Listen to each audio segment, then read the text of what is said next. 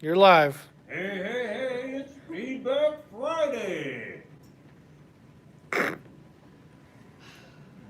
see how many people show up.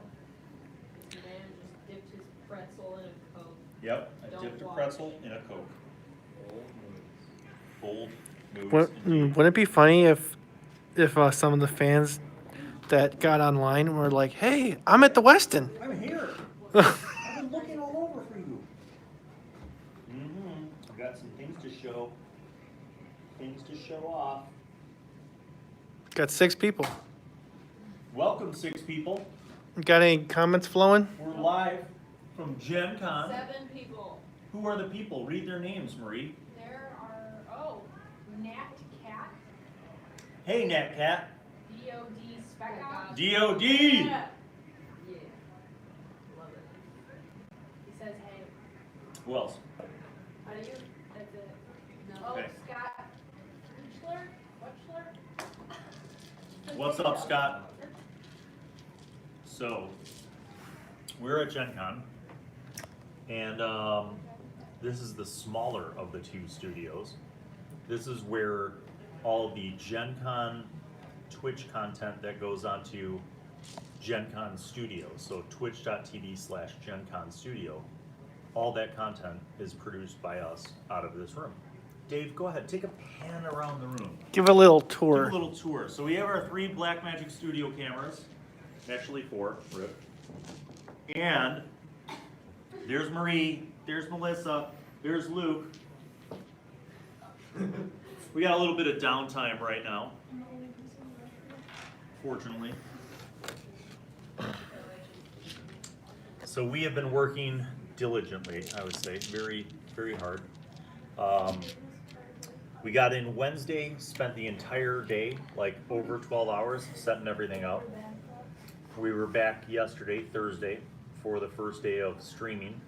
We are in charge of both rooms. So the live audience big room, which is Gen Con TV, and also this smaller room, which is Gen Con Studio. So if you want to follow along and see what's going on at Gen Con, you can go to twitch.tv/Gen Con TV or twitch.tv/Gen Con Studio. And all the things you'll see there, the programs are produced by us. So it's been pretty incredible. I've run into a ton of really cool people. And I'm not going to be able to possibly list the amount of people that I've talked with and run into, but suffice it to say, it has been pretty amazing. Meeting people who are creators, meeting people who are writers, who are published, game designers, just all kind of spectrum of cool people. So last night was a meetup for a bunch of the YouTube content creators. So it was really cool. Got to meet up with some old friends that I've known for a long time, like Cody Lewis from Taking 20, Michael from Unmade Gaming, Dave Friant, and Ted Sikora from Nerdarchy,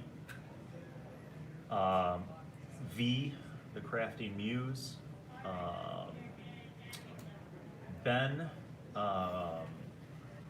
Nate from WSD20, just a ton of cool people. Wally from DM Wally.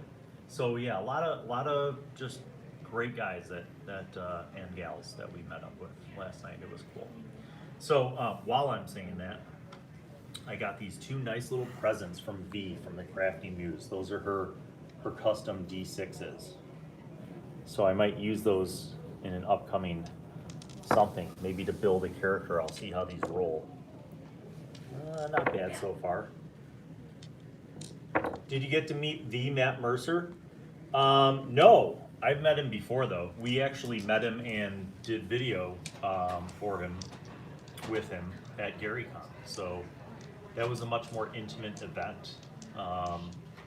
No, but you know, I've run into a lot of the usual folks in doing the video production. We run into all the famous people, so it's been really cool, actually. A lot of good games, a lot of good entertainment. It was great seeing Ivan Van Norman again. The first time I met him was Gen Con 50, and he signed the ABCs of D&D, his children's book. He signed it for my sons. So he's just a genuinely like nice guy. Any famous person who like remembers your name is kind of cool. Where is Tony and Sam? Sam is back at the hotel sleeping. She pulled a late night shift last night and then an early morning shift this morning. So she was running on very little sleep. So her shift is over. And same with Tony. Tony was a morning shift person too. So I'm kind of rotating. Yeah, there's a bunch of the students in the big room, which we might try towards the end of Feedback Friday. I might try to see if I can get them to come here, or if we could sneak in. The thing is, there's another event there. So D4. So here's another little networking gift that I got from a bunch of really cool people. So last night I ran into the guys from D4. D4 D&D RPG, Double DM Dungeons and Dragons, 5e live streaming show, every Sunday at 7 p.m. Eastern Standard Time on Twitch. So they had this D4, this nice little D4 for me, which I thought was cool. And I guess their YouTube channel is Rock Punch. And then on Facebook, Twitter, and Instagram, they are D4DNDRPG. Hey, that's pretty good. It's a 3. So yeah, it was cool meeting up with them. This, I don't know if you're going to be able to see it, but this is the official Gen Con 2019 D6. See, it says Gen Con 2019 on there. Ooh. Let's see how that rolls against these dice. Here we go. Look at that. 6. Maybe it's loaded, dude. Crystalcast.com, Gen Con 2019. How do I know which one's the 6? I guess I just have to like decide ahead of time? I don't know. It's a little low-key bogus. Now it's not really rolling that well. Slide that back over to Dave. So anyway, those are... I went to the show floor today during a break between programs, and let me tell you, it was packed. Every company is there. Big companies that you know of, small companies that you never heard of, and everybody's got something to sell. If money were no object, I would have left with big shopping bags full of minis and dice and terrain and games. But I am a little more particular about that. Who else did we meet last night? Mike Harris from the Game Master's Vault, the GM's Vault. I like meeting other creators too, because a lot of times, you know, you have opportunities to watch somebody's video content, and you might come up with something cool as a response to something or a prompt from something that they produced. So yeah, it's cool. Looking forward to checking that out a little more. Colossal Stories, ran into Evan Perlman. And Evan's got content on Drive-Thru-RPG, which is also cool. Tabletop RPG writing and design. Let's collaborate on something cool. And I am into collaboration, so it was good to meet Evan last night. Joseph Baum from at Big Ol' Joe. Yeah, it was cool to meet Joe. Yeah, so then we have Venture Maidens. Now, a lot of you guys probably know about Venture Maidens. Gather round, travelers, to hear our tale. 4 maidens make a 5th edition Dungeons & Dragons actual play podcast. Yep, so some of the maidens were out. Of course, Nerd Immersion, which, you know, does a lot of stuff. And if you don't know Nerd Immersion, you might better recognize their participation and foundation of Nerdarchy. And then I met some of the folks over at The Last Refuge, another D&D show. The The Last Refuge is a patchwork of beautiful storytelling, immersive roleplay, and humorous banter. Cool, cool, cool. And then, this is a dope business card. So, this is from Manifesting Worlds, Eldritch Foundry. And their like tagline is Manifesting Worlds, Eldritch Foundry. But look at the back of the card. Instead of just like name and contact info, it's like a character. It's like a character sheet with like stats. See, isn't that cool? Pretty cool. So, met a lot of cool people, saw a lot of really cool stuff at the show. In addition to all the crazy amounts of video that we've been doing, I also bought a couple things, but I didn't buy dice because I have too many. So instead I bought more minis because I have too many. So here's the funny thing. I was walking by a couple stores and I saw these. Now, I actually bought, in the box, I bought a set of minis from this company, and I've never been able to like find them. The Elf Syrah company, but I guess it's made by EM4 Miniatures. Now I do know about EM4 Miniatures. I didn't make the connection between them producing this line of minis, but take a look at those. So I don't know how many years old this was, but years ago, I was able to get a series of minis that they produced for this set, and they were beautiful sculpts, well painted, like high quality minis. And they were adventurers. It was like a standard set, like warrior, wizard, rogue, and cleric. But I was happy to get it, right? And they were well done. So then I'm walking by today on the show floor at Gen Con, and I got these sweet ass minis. And they come with dice. 3 D20s in this one, and then what's this? A set of 6-siders? Looks like it. Looks like it. All right, let's open this up. Unboxing video. It's time for unboxing on Feedback Friday. Thanks for tuning in. So here we go. Look at that. Hey, wait, there's more dice. That's craziness. Look. I got a free set of dice here. They have symbols on them. I'm supposing that has to do with this game that I'm not going to play, because I'm just going to use the minis for my own purposes. Although maybe I should try this game. What is that all about? Oh, look, it's a gladiator pit! Because these are gladiators. So look, it comes with a little like poster gladiator pit. I'll bet if I like glued this down onto a piece of wood or something, it would be cool. All right, and then they come with some, like a basic gladiator combat rule thing. Maybe some of the history of gladiator combat? No, it's a full-on game. So you can use their things, their little markers here, and the dice, and these dice, and the minis to have your gladiator battles. Maybe we'll do that. I'll have to see how these rules play out. I don't know if they're clunky and crappy or if they're streamlined. You got special actions, savage attack, feint, dodge, doughty defense. Look. SA, savage attack. F, feint.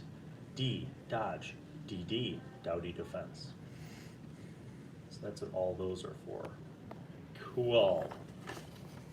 All right, so it's a full game with the minis. Oh, and there's character cards, like a character things. So these line up with the minis.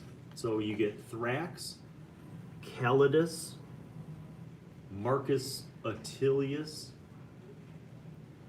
Vesen, and Leonius. Yeah. I don't know if I'll ever bother learning how to play this game, but the minis are dope. I can't, and you know what though, I'm slightly bothered by the fact that this guy broke through his housing in there. What rip. So the good thing is that they also come with bases, so I can glue them into the bases and paint up the bases.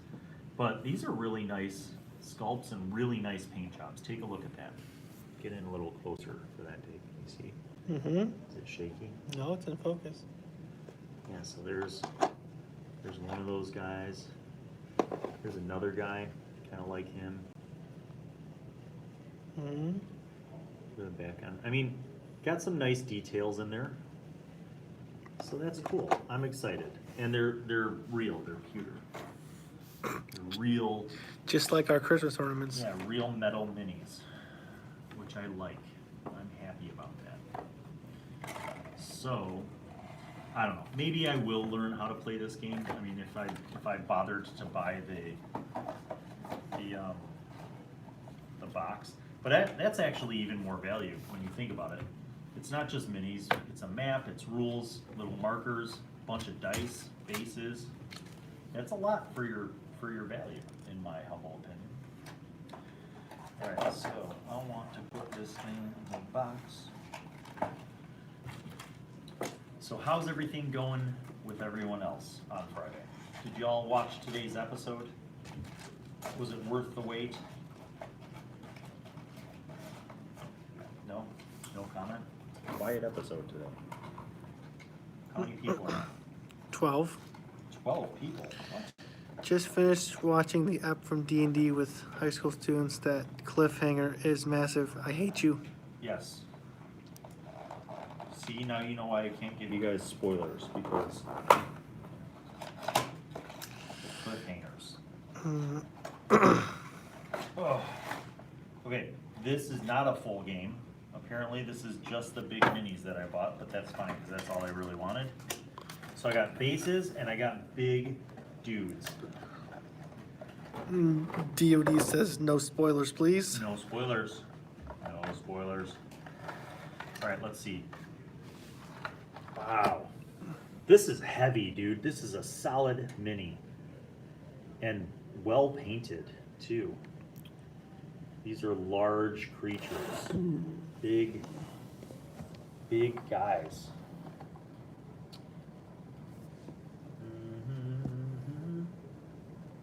EM4's Elf Sarah are beautiful, fully painted character figures which are perfect in any fantasy RPG. They also make superb wargaming figures both in skirmish games or mass battles. Netcat says, damn, that's a nicely crafted mini. Yeah, these are legit too. This guy's huge. Look at those pants. Look at the detail on it. Oh! What if it just broke? I'd be so mad at myself. Alright, so yeah, you gotta be careful with pewter minis. One of them did break, rip. I think that's from the little dudes. One of their swords broke off. That's tough. That's what I grew up with, though, man. I mean, like, all my I have lead figures, like, from the old days. Some of them are lead. Alright, so then there's the last guy, like a big-ass minotaur. They're so heavy. They're so metal. Dun, dun, dun. Yeah, so I'm gonna have to obviously get these based up so they're stable, but I don't know. I think it was worth it. It was totes worth it. Yep, I found this guy's sword. Gonna have to glue it back on. Rip.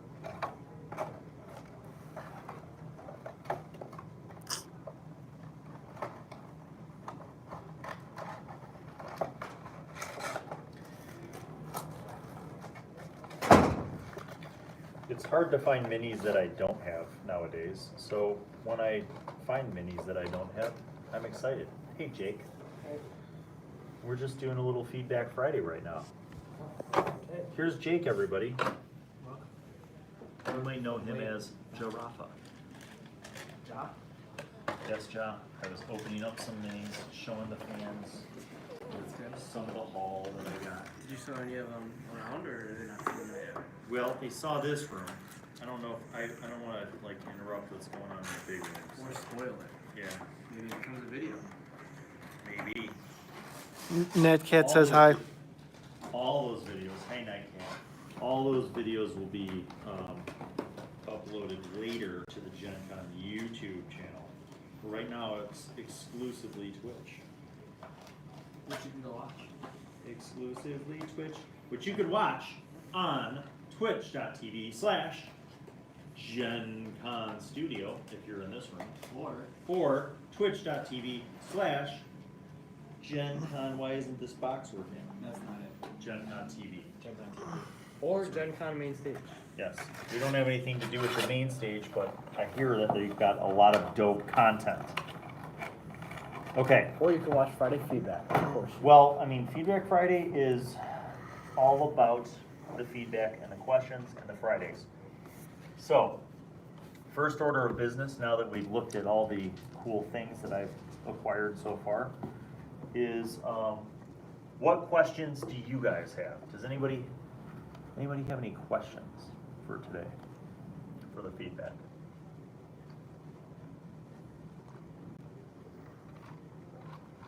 Crickets. That's a nice team. No feedback?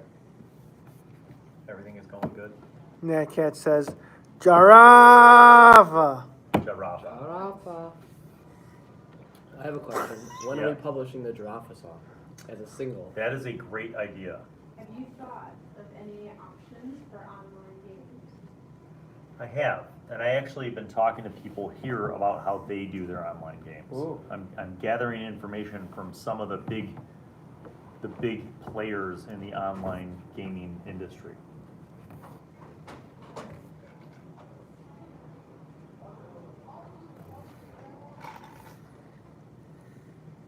So we'll see. I'm leaning towards fantasy grounds a lot because if I'm going to invest in something, I kind of want to go with the best option. But I also have people who swear by other systems. And then there's some people who are like, just do it over Discord. Okay. Okay. Yes. Someone says hello from Australia. Hello from Australia. Good day, mate. Good evening. Good night. IDK, how most people do it, but my groups use Discord for voice chat. Mm-hmm. Yeah. And I would be okay with you know, kind of coming up with our own custom way to do that. But for the visual part of it, I've gotten a lot of feedback from people who used Roll20 and then switched over to Fantasy Grounds.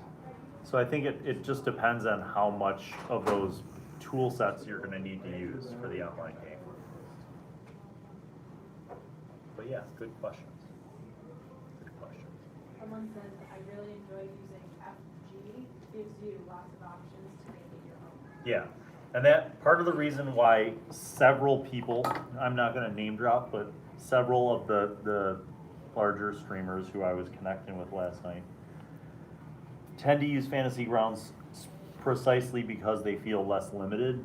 And I don't want to be locked into just fantasy tool sets, because if we decide to play like in a modern setting with a game or post-apocalyptic or sci-fi setting, I want more options. And I think that will be possible with Fantasy Grounds, even though there's, you know, it's a little more premium. Toby says, I better hear that Aussie accent for an NPC. I'll think of a way to bring that in. Maybe while the party is going somewhere, they'll run into one of Giraffe's old traveling buddies, whose name is Mick. Mick. Oi, Giraffe, how you doing, mate? There you go. I can't get no satisfaction. Bill, any suggestions for themes or ideas for a new creature or item for me to design? This is Nat Cat. Mm-hmm. Yes, Nat Cat. There's a creature that I have named and described, but I don't have any drawings of it because my visual for how it would work doesn't make a lot of sense. So I will, when I get back home, copy the descriptive text and the name of that creature and send it to you and see what you can come up with. To my knowledge, it's not like anything that exists in any of the other monster manuals. So I think it'll be cool. Okay. Yeah. Okay. So, my friends, this is going to be a short one because we're working still. We need to get back to the streaming. We have to set up a shoot for a little bit. Yep. Kind of Right set here, up. right where you are. So, Don't forget to like this stream, yes, don't forget to like the stream, subscribe, subscribe, and ring that bell. ring that bell. And again, if you want to join us on Patreon for only $1 a month, you get access to the exclusive video content. Put out a weekly video, and there are different tiers. So depending on how much support you want to provide, you get a lot more access to a lot of different things. One of the coolest things that we have going on right now with the Patreon is we are collaborating to design an entire region for role-playing games. And it's system neutral, so you can use it in any edition of any basic fantasy game. You can plop it right into an existing published world, like the Forgotten Realms or Greyhawk, or throw it into your own homebrew world. And it's really cool. And all of that has happened because of my patrons on Patreon, and they're participating. Many of them have participated extensively and collaborated and like put in a ton of effort and work. So I'm looking forward to that. We have a lot of work left to go, but when it's done, it's going to be a robust source book and setting book, and I think it's going to be really cool. And I look forward to being able to publish it and expand from there. So yes, indeed. All right, my friends, thank you for watching as always, and we will see you next week. There will be another episode.